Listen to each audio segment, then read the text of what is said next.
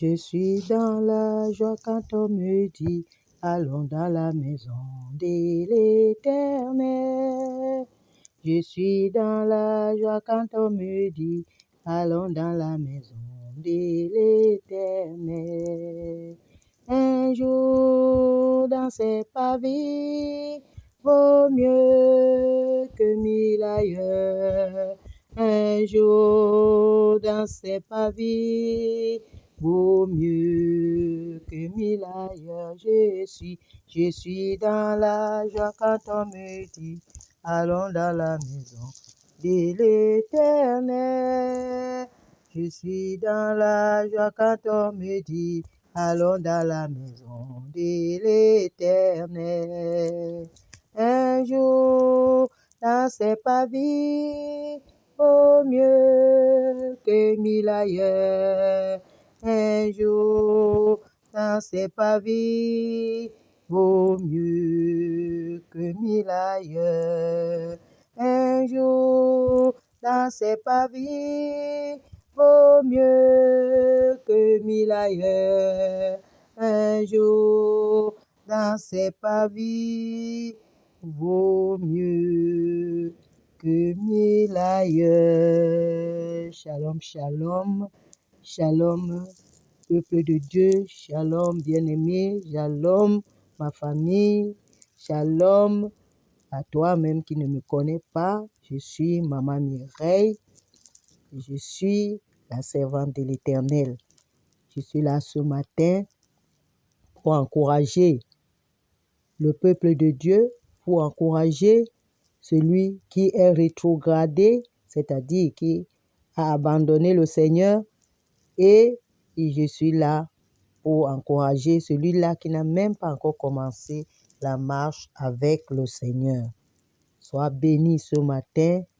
Je crois que tu as bien dormi et tu t'es réveillé dans la paix.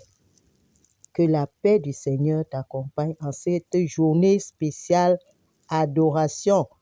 Oui, c'est un jour où tu dois aller adorer l'Éternel ton Dieu, que tu dois aller dans sa maison, parce que le Seigneur Jésus nous avait donné ses conseils de toujours nous réunir dans la maison de l'Éternel, parce que c'est là-bas que se manifeste la puissance de Dieu.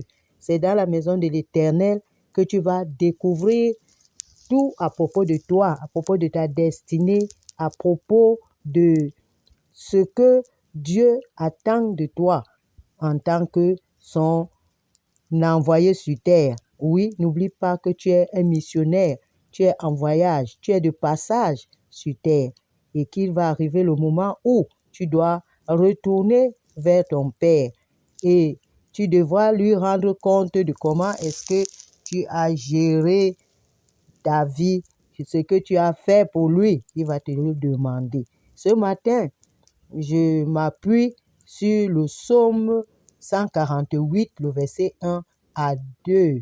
Dans ce passage, je te conseille d'ouvrir ta Bible et de le lire, de lire les paroles merveilleuses de ce psaume pour que tu comprennes que tu es dans l'armée de l'Éternel, que tu fais partie de l'armée de l'Éternel.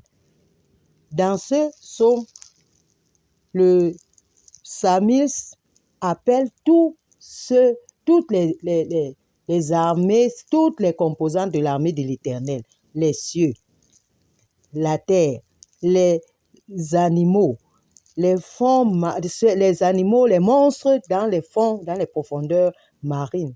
Toutes ces choses que nous voyons sur la terre, tous ces êtres, parce que tout ce qui a le souffle de vie est un être, adore le Seigneur, a été créé pour adorer le Seigneur.